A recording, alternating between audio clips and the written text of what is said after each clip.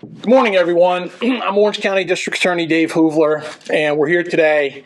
And today is a good day for the residents of Orange County. Matter of fact, it's a great day. We're here collectively with law enforcement on this side, our elected leaders on this side, to announce arrests in the largest gun trafficking case in Orange County history and the largest gun trafficking case in the lower Hudson Valley. I'm announcing today that over 18 defendants have been charged in this case with gun trafficking and various narcotics offenses. Over 20 plus law enforcement agencies participated in these arrests, including the National Guard, law enforcement agencies from New York, Pennsylvania, Georgia, including the federal agencies of alcohol, tobacco, and firearms, the DEA, as well as other agencies. What you see here today in the recovery of what was taken in this case, over 55 weapons were purchased by brave undercover officers. All of them are out here. Thanks to ATF, over $69,000 was used to purchase those weapons to make sure they never reached the street. Over 67 total weapons were obtained during the course of this investigation, 12 from search warrants during the last takedown day. Over 1.5 kilos of cocaine and fentanyl, and enough fentanyl here on this table to kill 190,000 residents of Orange County. The 20 people on the boards to my immediate left are nothing more than merchants of death, but they're merchants of death from two different ways. Some of them sell guns, and some of them sell drugs. No matter how you slice it, all of them need to be removed from our streets because of the simple fact that what they are involved in kills people. 2 years ago, I announced that my office was going to shift the way we prosecute cases to focus on large-scale cases, to leave the confines of Orange County, and to go wherever the problem is that was creating a problem in Orange County. We have done that over the last 2 years with our partners, and we have a lot of law enforcement partners. Particularly, the Bureau of Alcohol, Tobacco, and Firearms has been with us since the beginning, and just in the last 2 years, with alcohol, tobacco, and firearms, and our good friend the Sheriff of Orange County, we have been able to remove over 100 guns off the streets of Orange County. Now, let's be clear. The guns that we are removing are not guns that are in the hands of enthusiasts or collectors. They're guns that are being sold on the street by individuals involved in the drug trade. And this case started as a drug investigation and became an investigation into guns. And these guns are being sold to the undercovers under the premise that they are being used on the streets of Orange County to protect other drug dealers. In the wake of bail and discovery reform in 2019 taking effect in 2020 here in Orange County, this is the model of the way to do things for everyone in the state of New York and across the country. This is the second year in a row that a state agency, our DA's office here, has teamed up with a federal agency to bring a state case that has produced these results.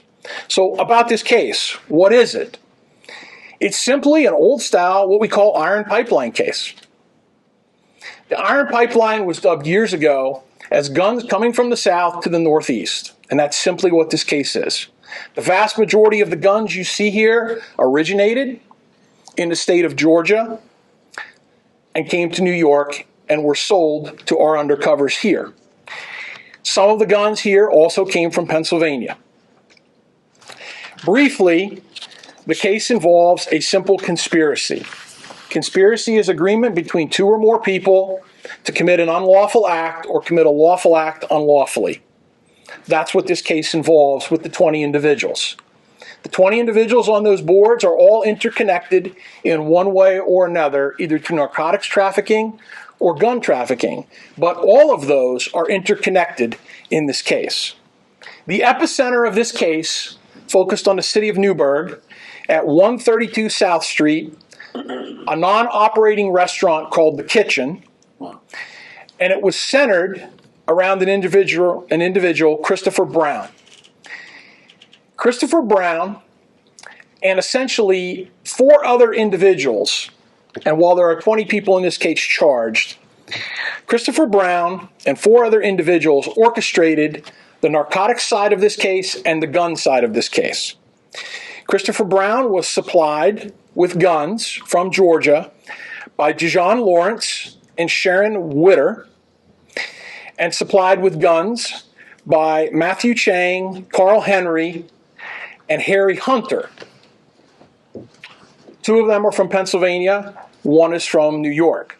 The narcotics side of the case, Brown, again at the epicenter, was supplied by Ian Dawes from New York City, as well as Shamari Lane, connected here in New York.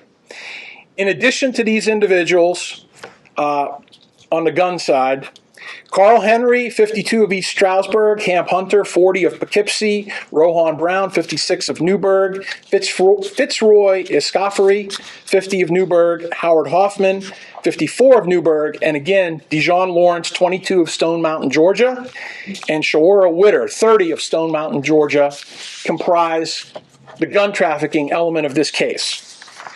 And again, 55 guns were purchased by our undercover officers in this case. The narcotics element, again, with Brown at the center,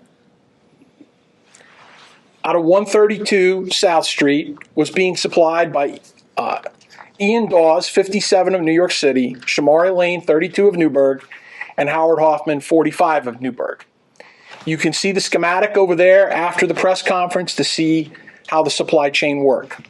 In addition to those individuals on a narcotics side, Brianna Carter, 31 of New Windsor, Timothy Barksdale, 49 of Wallkill, Rajani Diddley, 60 of Newburgh, Monique Lane, 54 of Newburgh, Samari Hall, 37 of the Bronx, LaQuaine Richburg, 50 of the Bronx, and Jermaine Taylor, 38 of the Bronx, were also charged with narcotics trafficking. The charges in this case vary by individual.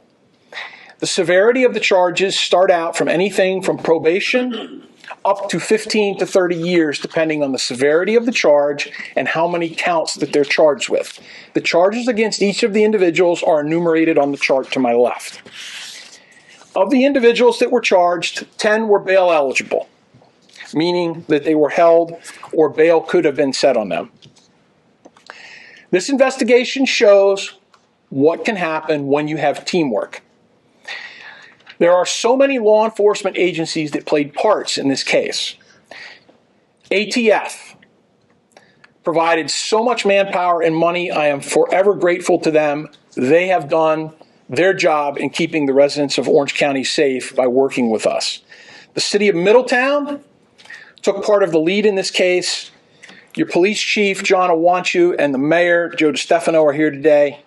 I'm very thankful for them for taking a role in saying that even if it doesn't involve my city in the beginning, they're going to get involved to make sure that this doesn't reach their city. Thank you, Chief Ewanciw. Thank you, Mayor DeStefano.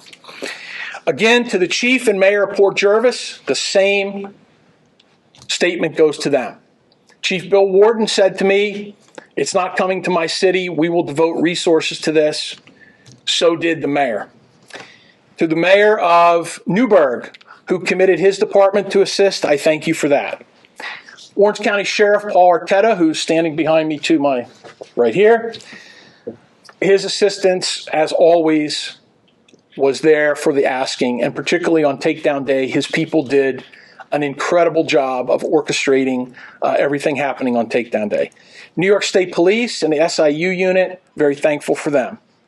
City of Newburgh Police Department, also Georgia, the Cobb County Sheriff's Office, couldn't have done it without them. Pennsylvania State Police, 2 locations that we raided were in Pennsylvania, and several individuals were arrested there. Again, a chart to my immediate left on the wall will dictate what happened there. The town of Montgomery, Mount Vernon, the city of Poughkeepsie, the United States Marshal Service, the Drug Enforcement Administration, providing their expertise, manpower, and assistance, particularly in intelligence gathering related to this case. Very thankful. The NYPD. The NYPD played a significant role in this case. Without them, it would not be possible. I will leave it at that. for them at this point. Someone asked me this morning, why take the case down now? It's real simple. I said the individuals in this case are merchants of death, whether it be gun or whether it be drug. Earlier this month, they were intercepted on a wiretap talking about robbing our undercovers and potentially doing harm to them. It led us to today. And that was Mr. Brown, the individual at the epicenter of this case. So the message is clear. 2 years ago, I said this was the way we're going to go. I found a lot of partners to go with it. The individuals behind me, both elected and the law enforcement leaders, I can't be more grateful or thankful to them for everything they did. If you're going to sell illegal guns in Orange County, and I stress illegal, because every gun up here, whether it was obtained legally, it was sold illegally, and it was sold with the sole purpose of knowing it was going to be involved in the drug trade, and the individuals that sold drugs too, you are not welcome here. We will disrupt and dismantle your organization. You are not going to profit in this county. We will remove you, and the only suitable place for you is jail. On that note, I'm going to turn it over to our second speaker here today, Special Agent in charge of ATF, Brian Miller.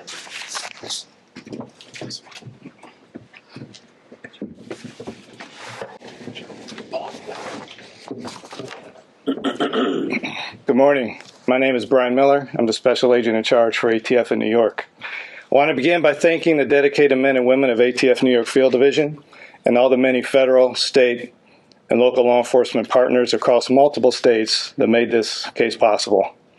I especially want to acknowledge the leadership of the Orange County District Attorney, David Hubler. Your commitment and collaboration was instrumental to moving this case forward. Thank you, sir. I also want to thank the NYPD for their partnership in this case. They are not with us today, and they and all of us continue to mourn the loss of Detective First Grade Islam, who was tragically killed in the line of duty on Monday. But this press conference is not just a celebration of law enforcement success. It's a moment to reflect on lives that may have been saved. This investigation uncovered an armed drug and firearms trafficking conspiracy, stretching from Georgia to New York, which flooded our communities with deadly narcotics and illegal firearms. This case involved an individual unlawfully present in the United States who used commercial shipping services to send firearms to a violent convicted felon. At one point, even operating out of a restaurant to traffic guns and drugs. This level of disregard for public safety is not only criminal, it's just reckless. It shows a willingness to endanger lives for profit without concern of the consequences. Over the course of this 8-month investigation, this joint team of law enforcement dismantled the network that funneled illegal weapons and lethal drugs into New York, specifically Orange County. We recovered 67 firearms that you see before you today, one of them that also had a machine gun conversion device attached to it, large quantities of narcotics, cash, vehicles, made 19 arrests, executed 16 search warrants spanning New York, Pennsylvania, and Georgia. This operation also underscores the critical role of ATF's crime gun intelligence and NIBIN, which is the National Integrated Ballistic Information Network. By using crime gun intelligence and NIBIN, several of the firearms were allegedly linked to shootings, including 7 incidents between New York and Vermont. This precise crime gun intelligence leads to effective law enforcement and keeps our communities safer. Illegal firearms trafficking has no boundaries, but neither does our resolve. This case highlights what's possible when local, state, and federal agencies work in unison. Together, we're not just seizing firearms, we're preventing shootings before they even happen. We're not just here to enforce the law, we're here to help restore peace, peace our communities expect and deserve. ATF will continue to leverage every resource and partnership to disrupt those who drive gun violence and drug-related harm in our communities. Thank you.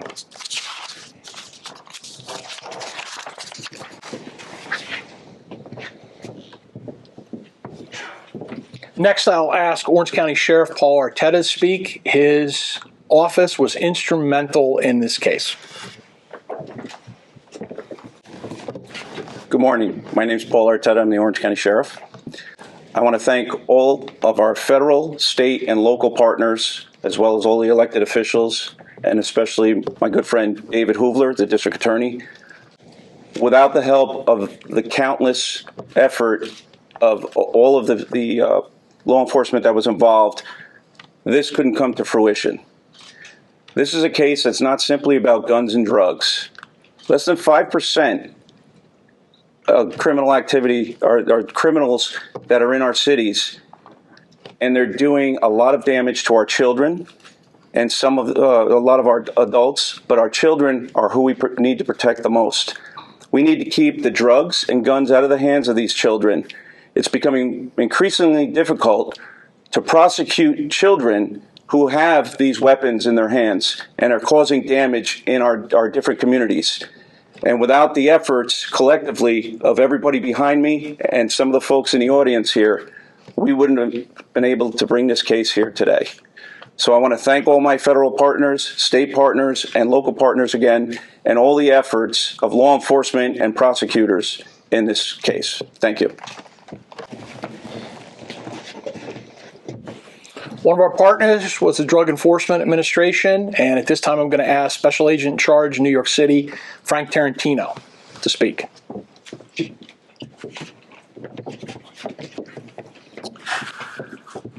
Good morning. My name is Frank Tarantino. I'm the Special Agent in Charge of the Drug Enforcement Administration's New York Division. I first want to thank Orange County District Attorney David Hoovler, Orange County Sheriff Paul Adler, Special Agent in Charge of the ATF, Brian Miller, as well as the many law enforcement partners standing alongside me here today, for their collaboration and cooperation during this joint interagency, multi-jurisdictional, coordinated narcotics and firearms enforcement operation. The DEA, New York Division, and our offices across the country and throughout the world are prideful in our willingness and ability to assist our law enforcement partners in targeting violent criminal drug trafficking organizations like this one, who terrorize our communities and harm our citizens. Through the use of violence and intimidation, this criminal enterprise was responsible for trafficking cocaine, fentanyl, and firearms throughout this region, and their criminal conduct often had senseless and deadly consequences. The DEA and our law enforcement partners are committed to continuing to protect our communities and save lives. Our work has never been more important than it is today. And we have to meet this moment with a renewed sense of urgency and unity. This is a fight to save lives. Thank you.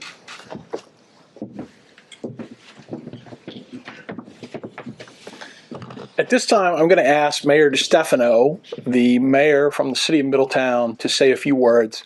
As I said earlier, his police chief and his vision were to prevent these guns from ever reaching his city, and I'm very grateful that he put the manpower and resources forward to help us with this case. Mayor. Thanks. Good morning. As you've heard, today is the day we recognize the outcome of an extraordinary operation, one that spanned over 8 months and involved dangerous, high-level narcotics and firearms activity.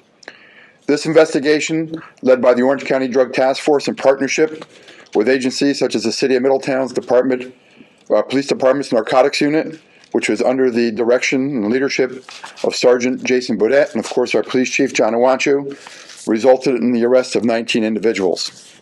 This operation dealt with dangerous individuals, armed criminals, and illicit drugs, the kind of activity that has no place in any of our communities.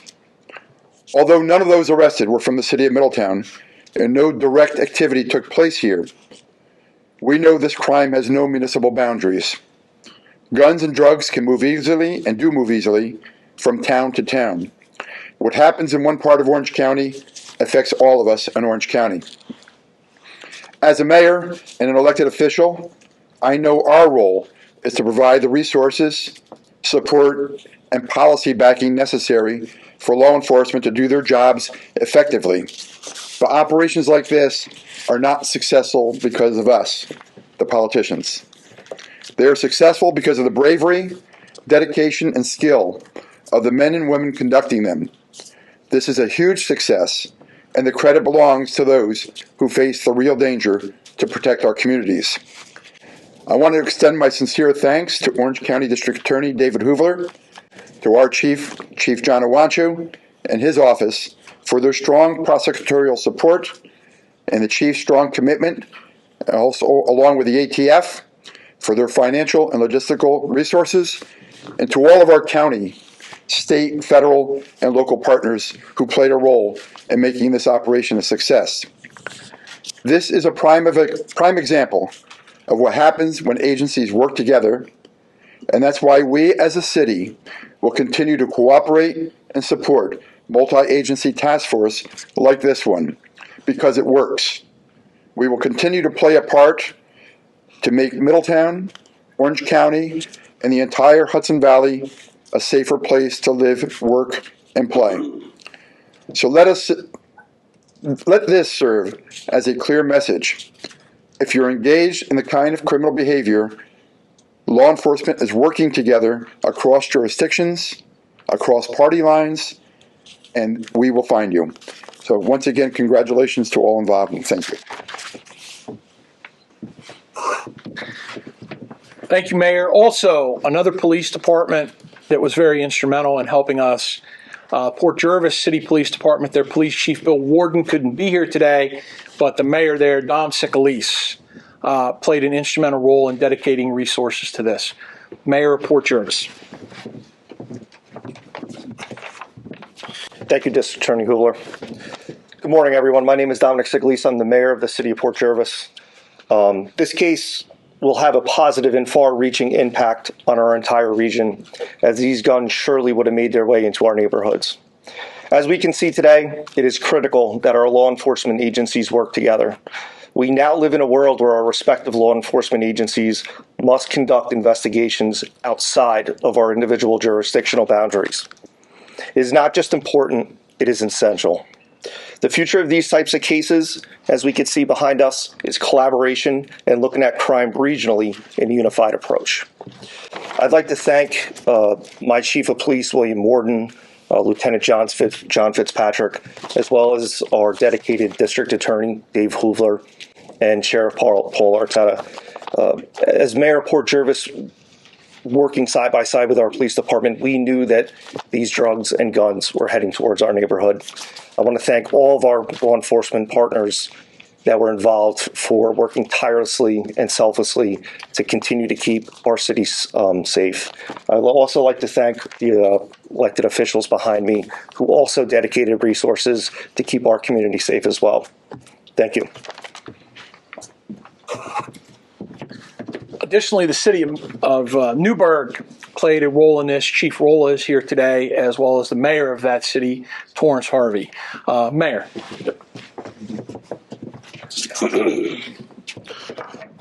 So I too want to thank District Attorney Hoovler, our Orange County Sheriff Arteta, and our law enforcement partners at the federal, state, and local levels. Our Chief Rolla, as was mentioned. This victory belongs to every single man and woman who played a role in the collaboration efforts in the investigators, officers, support teams, and the agencies once again for working tirelessly to bring 20 individuals to justice.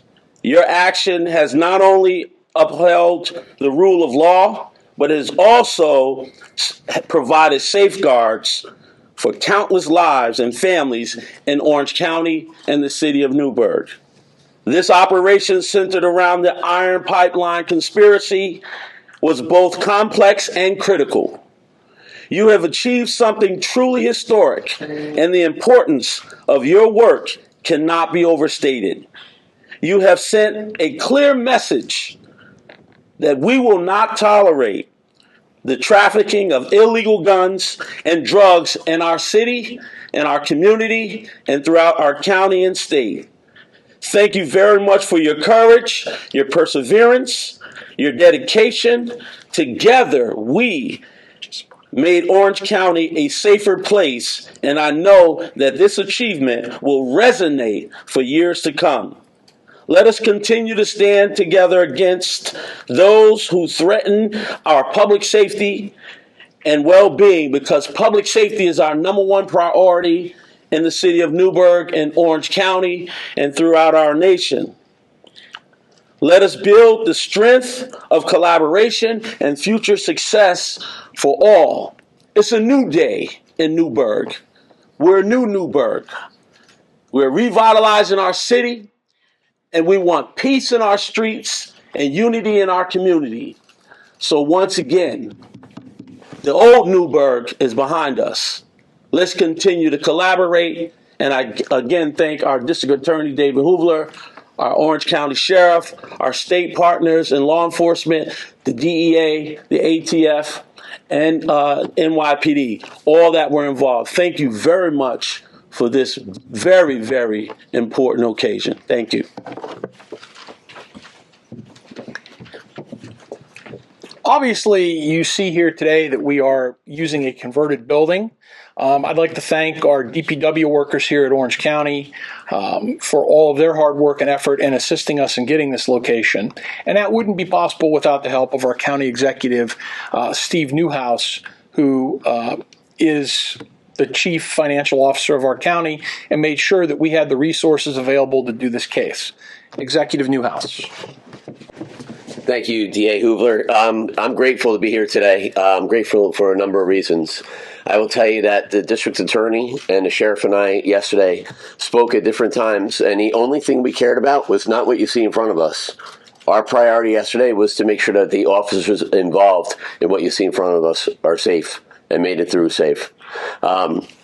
As I walked through this with Brett Whedon, an investigator from the DA's office, and DA Hoovler, we walked through this line, and they broke down what the capabilities are of what you see here. What looks like a normal bag of maybe marijuana is synthetic, laced, and leading to the deaths of many people across America, including our 3 cities.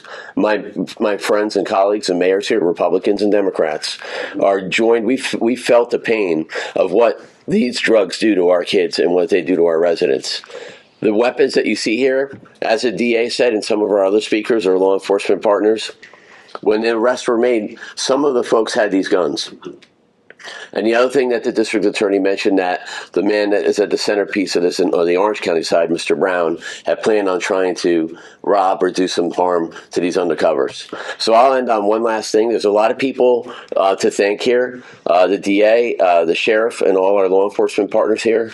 But there's a lot of people that will never get the thanks publicly because of their jobs, the undercovers, the ADAs. So their thank you is to go home at night knowing that this is taken off the street and it's going to make our community safer. So thank you to everybody involved. The final thank yous I have to my wonderful staff, the ADAs that handled this case, to my investigators who worked this, the 3 case agents, one from my office, one from the city of Middletown, assistants from the sheriff's office. Thank you for your hard work. Without your hard work, none of this would be possible. The collaboration made it work, and what's great about this is it's one of the rarest press conferences you're ever going to see. You got every political party represented here. You got federal, state, everybody. Everybody's got a message. And my message is, make sure, media, you get this right. This isn't about gun enthusiasts. This is about people bringing guns here as part of the drug trade to injure and kill. They are all merchants of death. Finally, the last element of it, the public. Everything we can do to prevent our children from becoming involved with substance abuse, we need to do. And we need to make sure that the individuals that have guns and possess them legally, make sure that they're secured and kept in a proper way. We do those things, then maybe someday all of us don't have to stand up here and talk about this. At this time, we'll take any questions that you have regarding the case. Generally, if you want to talk specifically about specific individuals, when we finish up here, we'll go over to the board and you can have the law enforcement personnel talk about that. Is there anything generally you'd like to ask at this point? Yes. When were these individuals arrested? Primarily, most all of them yesterday, or most all of them on Wednesday. There's a couple outstanding, and the boards reflect that. Yes, sir. Orange County personnel, from what I understand, it seems travel to other states or jurisdictions. Can you just explain how that works, what the role is, and how often that happens? Sure. First and foremost, it's not regular, but it happens. It happens frequently. We had individuals travel to Pennsylvania to do investigation there. Obviously, you see the Pennsylvania State Police. They assisted us. There's a picture over there of what was obtained from search warrants there. We had individuals from my office go to Georgia, DeKalb County, Georgia. I think I'm saying that right. Their sheriff's office and their prosecutor's office were second to none. They treated us like gold. While they were down there, they conducted a raid, made an arrest, obtained evidence down there. All of that was coordinated out of the DA's office and also with ATF. Does that answer your question? Yeah. Maybe just, I don't know how much you want to divulge the line of intelligence that kind of made this whole thing happen, started. It's obviously all down the East Coast, it seems, Pennsylvania, Georgia, New York. Is this something that's rare for you guys, or is a lot of guns and drugs in the county flowing that way? Starting 2 years ago, I said this is what we needed to do. I was lucky to be able to enlist ATF to help us. Couldn't be done without them, couldn't be done without DEA, and couldn't be done without our local partners buying into the fact that crime is not geographically isolated to your city. It's regional, it's statewide. You gotta go where it goes. I heard the best example about this. When you go to a doctor and they're trying to find out something's wrong with you, very often you get a CAT scan, they put dye in you. They put the dye in you to see where it goes. This case started as a simple drug investigation, led us to the guns, and then the guns led us to Pennsylvania and Georgia, just taking the steps. What's different, the way we're doing it now, is we go to Pennsylvania, we enlist the Pennsylvania State Police. We go to Georgia, we enlist the Georgia authorities. We use our federal partners, and we bring these people back to Orange County and hold them accountable here for what they're doing there. Any other questions? Yes. Were there any law enforcement agents that were harmed in the investigation? Not that I'm aware of. I have a couple of questions. My first one is, you guys had talked about that one of the guns was traced to a crime in Vermont. Can you elaborate on that? And were there any other guns that were traced to crimes, murders? I'll let Special Agent Miller handle that question. Yeah, thank you for the question. So one of the great things about partnering up is using our combined assets. One of our great assets is crime gun intelligence, which uses both tracing of firearms and NIBIN, which NIBIN can best be described as when a firearm is recovered or when brass from shootings are left at the scene. We can use NIBIN, think of it as a fingerprint on the casings that are left, and we can trace those different shooting scenes and the firearm that is associated with it. So I can't go into any specifics in the investigation, but with our partners, we are investigating all those leads that we came across using crime gun intelligence. Was it a murder, or was it can you elaborate on what type of crime it was? I really can't elaborate on that right now, but thank you. And then my other question is, how did the guns get here? Were they driven? Were they? The vast majority came via Federal Express. Yes. Could you just clarify when takedown day actually happened, and could you also elaborate on what the actual future of the site is right now? Is it boarded up? Is it blocked off? Are there any additional remnants of the group that may be still lingering within the county? Sure. Takedown day was Wednesday. On that day, about 300 officers across 3 different states assembled, executed well over a dozen search warrants. I believe at this point we have 19 in hand. We have 19 of 20 in hand, and the location in Newburgh, as I'm told, is not being used at this point. Yes. You said that a lot of the guns were shipped by Federal Express. Is that something that you're seeing more often now? In Orange County, occasionally. That's a question I think our federal partners can answer better. If one of you gentlemen want to step up on that one. Yeah, so both, I'll let Frank speak to the drug part, but, firearms traffickers use a variety of means to get their firearms, illegal firearms, to where they're trying to traffic them to. So I think if you can use your imagination about any schemes that you would use, the firearms traffickers do the same thing, whether it's shipment through commercial shippers. Sometimes they use the post office, sometimes they drive them. So a variety of different means are used to smuggle illegal firearms up here to the Orange County.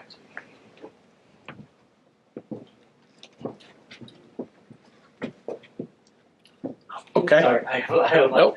Nope. How were they, you said, were some of them obtained legally in Georgia, or were they illegal? You said not all of them were obtained. All of them come from different sources. They were trafficked illegally. They were sold illegally here. That's the only thing. The only thing that matters under New York state law is that they're not legal in this state. Yes. Were any 3D printed? Several. Real quick, the drugs, were they FedEx as well? No, they were recovered. They were mostly recovered at locations or bought by undercovers. Yes, sir. Were there any additional distinguishing marks about the guns that you could share with us? Maybe scratched off serial numbers. I believe that you had mentioned that one gun actually had a modification that could have made it even more lethal. And were those recovered within the county? They were all purchased. 55 were purchased here, 12 were recovered via search warrants in different locations. I believe the third one down here in this aisle right here has a switch on it. It's a fully automatic Glock. So there's nothing unique. There's nothing unique about anything up here. This is what people that are involved in illegal activity use and use it for protection. Okay.